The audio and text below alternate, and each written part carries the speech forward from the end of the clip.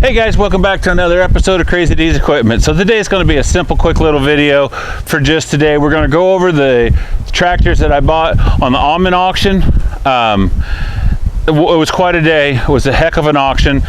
For some reason, the auction videos haven't got a whole lot of views. So if you guys haven't seen the part 1 and 2 of that, please go check them out. And if you enjoy them, share them. Definitely get them out there. You've never been to an auction like that before. I mean, I can guarantee it. That is, some of that stuff was 100 years old, and it was just, all of it was impressive, and they do such a good job. So maybe someday when I'm in my 90s, I'll have Junior Mint and my other boy will have to call them out, and it's going to be one hell of a case collection for auction. But anyways, guys, so let's talk about what I brought home. So the first of them all is I bought the LA.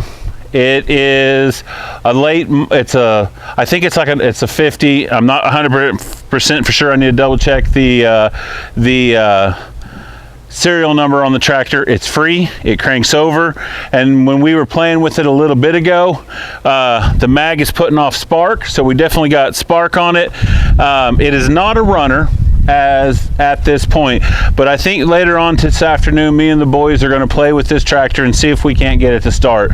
According to the gentleman that had the auction, he said it's been 40 years since the last time they used this, and this was one of the tractors that they used to farm with. So you know, it kind of had a sentimental value to him, and I'm surprised that I was able to pick this thing up there, because he was buying some stuff back, because, you know, it was an estate sale.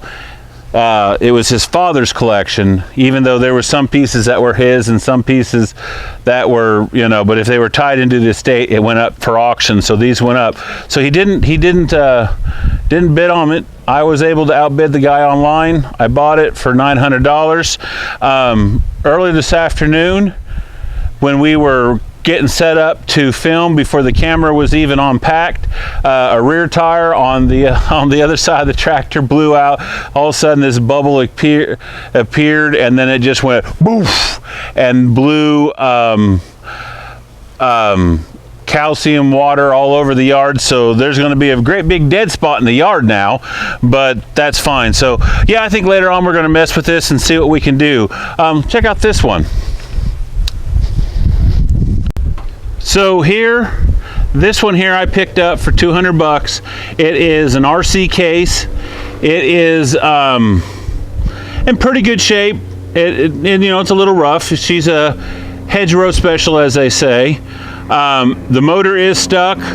Junior Mint has got all excited about this one, so we're going to tinker with this one later on and see if we can't get her freed up and get her going. It has I think it's a Waukesha motor in it, and I'm not 100% for sure, but so, you know, I don't know how hard it's going to be to find parts for this thing and stuff. I did a little looking on eBay and stuff, but I didn't really find anything too much. So this one is going to be a fun father-son project, and we're going to see if we can't bring the old RC back to living. I tell you what, when you're up on this tractor, sitting up here on the seat, and you're looking down on it, you can just see how tiny it is. So a little history on these RCs. So this was Case's answer to the F12 and the F14 and the John Deere B and H. At the time, Case didn't have anything for the one-horse farmer, and they needed something to get in that market, and they rushed these kind of rushed these out, and they were okay tractors, but you could definitely tell they didn't take the development time that they took on the other tractors and stuff. But you know, I've always wanted one. It's been a big something missing in the collection that I haven't had. I finally found one, and then just a little bit ago, I found on another auction where I'm going to have to go to it, because there's one coming up that has a sunburst grill. So this one is the last year of the styled. This is a 39, and then in 1940 was the last year of the RC. They came out with the sunburst style grill. So, and then the next year, I do believe, if I'm correct, the VA, yeah, the VA or the V replaces it. So, but anyways, we got one more, and it's a special one. Come on down this way. So guys, this is the last one that I picked up that day. It is a Case D. So this is the standard version of the DC and DC4, DC3. This is the plow tractor version. It's been restored. He said they restored it about 1990, and you can tell there are a few places where the paint's starting to chip and stuff, and it needs a little bit of cleaning up. But it's pretty much, you know, parade. I'd call it parade ready or show ready. I really don't do the painted up tractor thing. I kind of like for them to be in their work clothes, just good running tractors. But this one here, we're definitely going to take some special care of. I'll probably keep it in the garage at home and not out here at the shop, just because, or out here at the farm, just because there's just the storage facility out here is already filled up, and there's really no place to keep her inside. So we'll probably take her into town, and I'll keep her in my garage. You know, this tractor's, they did a really good job.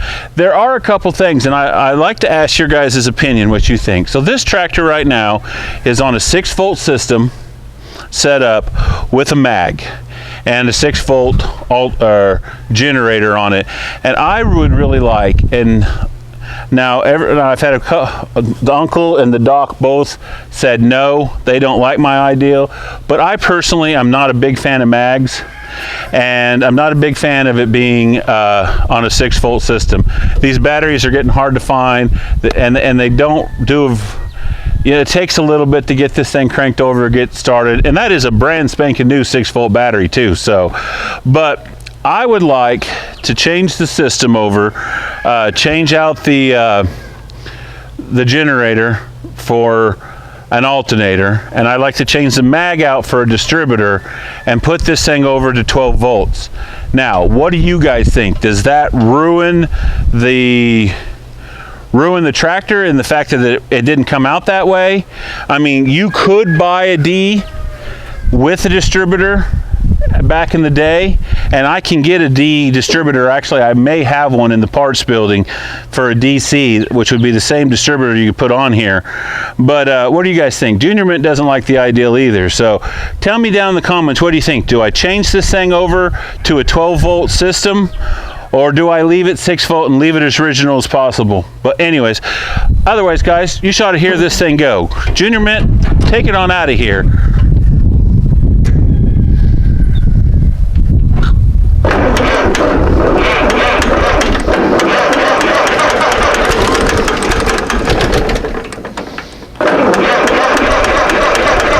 This is one reason why I'd like to take it over to 12.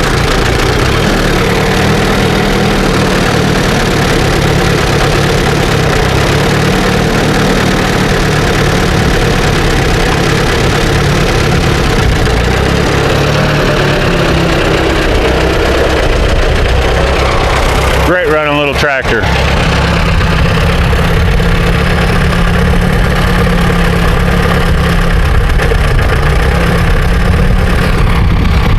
Still learning the shift pattern.